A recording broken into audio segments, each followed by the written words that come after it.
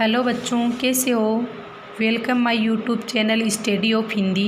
हमारे व्यंजन वर्गीकरण की क्लास चल रही थी, उसमें हमने एक स्थान पढ़ लिया था कंठ स्थान के आधार पर। आज हमारा अगला होगा तालु स्थान के आधार पर। कहने का मतलब ये है कि हमारे मुख का जो तालु का भाग होता है, मैं देखो सबसे लास्ट में आपको इसका डायग्राम बना के अच्छे से समझाऊंगी, आपको अच्छे से समझ में आ जाएगा। देखो तालु स्थान होता है ना, मतलब कंठ से ऊपर का भाग होता है, थोड़ा ऊपर चलेंगे हमें तब। तो जो तालु स्थान सबसे सक्रिय होगा उसमें कौन कौन से व्यंजन और स्वर आते हैं, किस किस को हम शामिल करेंगे, उसी की हम बात करेंगे।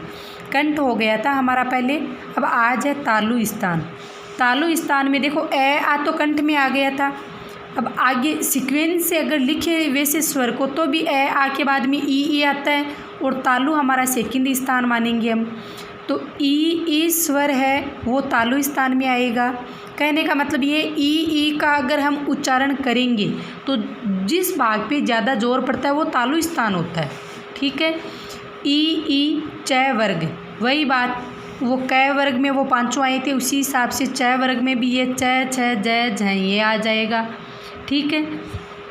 और उसके बाद में है और विसर्ग कंठ में ले लिया था। अब हमारा ये है, उसको मतलब ये और जो स है ना, वो दोनों तालु स्थान में आएंगे। देखो दोबारा आप रिपीट करो कौन कौन से आएंगे, मैं रिपीट करती हूँ आपको। ई स्वर में च वर्ग आएगा, च में वो च छ ज झ ये आ जाएगा।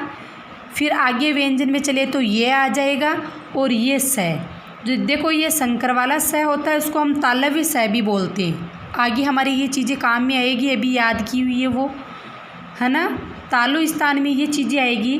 देखो इसको कठोर तालव्य भी कहते हैं, किसको, जो च वर्ग है ना उसको हम कठोर तालव्य भी बोल सकते हैं। और देखो कल के वीडियो में, पिछले के वीडियो में मैंने आपको बताना भूल गई थी, जो कै वर्ग आएगा ना उसको हम कोमल तालव्य भी बोलते हैं। कै वर्ग को कोमल तालव्य बोलेंगे, और च वर्ग है उसको हमें कठोर तालव्य बोलेंगे, ठीक है। दो स्थान हो गए हैं हमारे, कंठ स्थान और तालु स्थान, ठीक। अब हम तीसरा करेंगे मूर्धा स्थान। जिस स्वर और व्यंजन का उच्चारण करने पर हमारे जो मतलब सर्वाधिक भाग सक्रिय होता है वो मूर्धा होता है, उसमें कौन कौन से मतलब स्वर और व्यंजन आएंगे, ठीक है।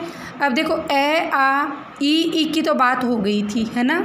अब हमारा कौन सा है अगला, री। स्वर में तो देखो हम री को गिनेंगे, ठीक है। और व्यंजन के अंदर ट वर्ग आएगा। ए कै वर्ग च वर्ग की बात हो गई है। अब हमारा ट वर्ग है ना वो हमारे मूर्धा के अंतर्गत आ जाएगा। कौन सा है, मूर्धा के अंतर्गत ट वर्ग आएगा, ठीक है। आगे ले तो ये हमारा तालु स्थान में आ गया था। मूर्धा स्थान में ये बाद में देखो र आता है, र मूर्धा स्थान में आएगा। तालव्य स शंकर वाला हो गया था, और ये जो स होता है ना वो मूर्धा स्थान में आता है, इसको हम मूर्धन्य स भी बोलते हैं, ठीक है। अब देखो तीन हो गए हमारे, कंठ, तालु और मूर्धा। चौथा स्थान आएगा हमारा दंत स्थान। मतलब जो अंग सक्रिय होता है उसी के आधार पर हम इसका नाम रखते हैं, और वही उसका उच्चारण स्थान हो जाता है।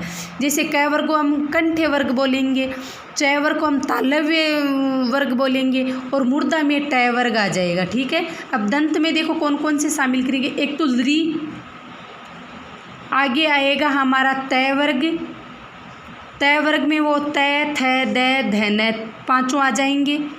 फिर व्यंजन में आगे आएगा लय। देखो ये र का काम पहले ऊपर हो गया था तालु और मूर्धा में, अब देखो दंत में ये लय आएगा, ठीक है। और ये वाला स होता है वो दंत में आएगा, ठीक है।